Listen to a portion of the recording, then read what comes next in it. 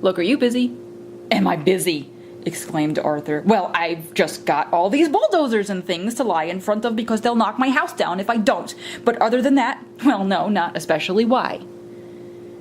They don't have sarcasm on Beetlejuice, and Ford Prefect often failed to notice it unless he was concentrating. He said, "Good, is there anywhere we can talk?" "What?" said Arthur Dent. For a few seconds Ford seemed to ignore him, and stared fixedly into the sky like a rabbit trying to get run over by a car. Then suddenly he squatted down beside Arthur. "We've got to talk," he said urgently. "Fine," said Arthur. "Talk and drink," said Ford. "It's vitally important that we talk and drink. Now, we'll go to the pub in the village." He looked into the sky again, nervous, expectant. "Look, don't you understand?" shouted Arthur. He pointed at Prosser. "That man wants to knock my house down." Ford glanced at him, puzzled. "Well, he can do it while you're away, can't he asked. "But I don't want him to." "Ah. Look, what's the matter with you, Ford?" said Arthur. Nothing's the matter with me. Listen to me. I've got to tell you the most important thing you've ever heard. I've got to tell you now, and I've got to tell you in the saloon bar of the Horse and Groom." "But why?" "Because you're going to need a very stiff drink." Ford stared at Arthur, and Arthur was astonished to find his will beginning to weaken. He didn't realize that this was because of an old drinking game that Ford learned to play in the hyperspace ports that served the Madronite mining belts in the star system of Orion Beta. The game was not unlike the Earth game called Indian Wrestling, and was played like this. 2 contestants would sit either side of a table, with a glass in front of each of them. Between them would be placed a bottle of Janks spirit.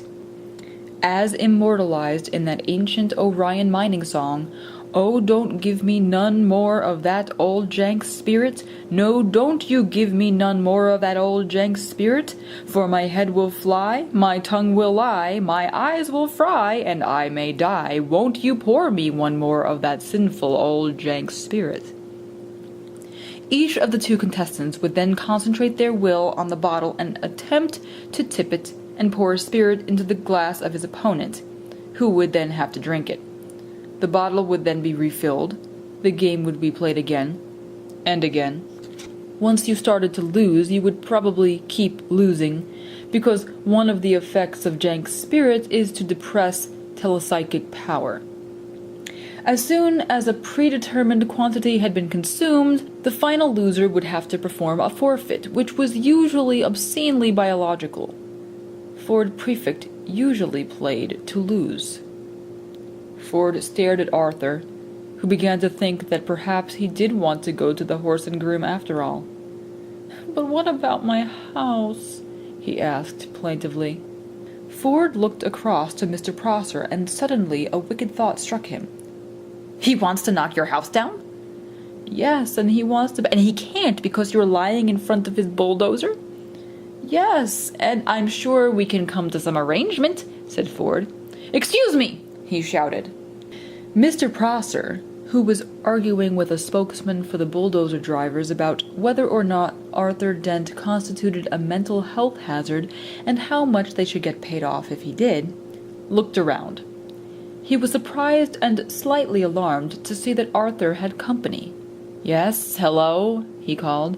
"Has Mr. Dent come to his senses yet?" "Can we, for the moment," called Ford, "assume that he hasn't?" "Well," sighed Mr. Prosser. "And can we also assume," said Ford, "that he's going to be staying here all day?" So all your men are going to be standing around all day doing nothing?" Could be. Well, if you're resigned to doing that anyway, you don't actually need him to lie here all the time, do you?" "What?" "You don't," said Ford patiently, "actually need him here." Mr. Prosser thought about this. "Well, no, not as such," he said. "Not exactly need." Prosser was worried. He thought that one of them wasn't making a lot of sense. Ford said, "So, if you would just like to take it as read that he's actually here, then he and I could slip off down to the pub for half an hour. How does that sound?" Mr. Prosser thought it sounded perfectly potty. "That sounds perfectly reasonable," he said in a reassuring tone of voice, wondering who he was trying to reassure. "And if you want to pop off for a quick one yourself later on," said Ford, "we can always cover for you in return." "Thank you very much," said Mr. Prosser, who no longer knew how to play this at all. "Thank you very much. Yes, that's very kind." He frowned, then smiled, then tried to do both at once, failed, grasped hold of his fur hat, and rolled it fitfully round the top of his head. He could only assume that he had just won. "So," continued Ford Prefect, "if you would just like to come over here and lie down—" "What?" said Mr. Prosser. "Ah, I'm sorry," said Ford. "Perhaps I haven't made myself fully clear. Somebody's got to lie down in front of the bulldozers, haven't they? Or there won't be anything to stop them driving into Mr. Dent's house, will there?" "What?" said Mr. Prosser again. "It's very simple," said Ford. "My client, Mr. Dent, says that he will stop lying here in the mud on the sole condition that you come and take over from him." "What are you talking about?" said Arthur, but Ford nudged him with his shoe to be quiet. "You want me," said Prosser, spelling out this new thought to himself, "to come and lie there—" "Yes." "In front of the bulldozer—" "Yes." "Instead of Mr. Dent—" "Yes." "In the mud—" "In, as you say, the mud." As soon as Mr. Prosser realized that he was substantially the loser after all, it was as if a weight lifted off his shoulders. This was more like the world as he knew it. He sighed. "In return for which you will take Mr. Dent with you down to the pub?" "That's it," said Ford. "That's it exactly." Mr. Prosser took a few nervous steps forward and stopped. "Promise?" he said. "Promise," said Ford. He turned to Arthur. "Come on," he said to him. "Get up and let the man lie down." Arthur stood up, feeling as if he was in a dream. Ford beckoned to Prosser, who, sadly, awkwardly, sat down in the mud. He felt that his whole life was some kind of dream, and he sometimes wondered whose it was and whether they were enjoying it. The mud folded itself round his bottom and his arms and oozed into his shoes. Ford looked at him severely. "And no sneaky knocking Mr. Dent's house down while he's away, all right?" he said. "The mere thought," growled Mr. Prosser. "Hadn't even begun to speculate," he continued, settling himself back, "about the merest possibility of crossing my mind." He saw the bulldozer drivers' union representative approaching and let his head sink back and closed his eyes. He was trying to marshal his arguments for proving that he did not now constitute a mental health hazard himself. He was far from certain about this. His mind seemed to be full of noises, horses, smoke, and the stench of blood.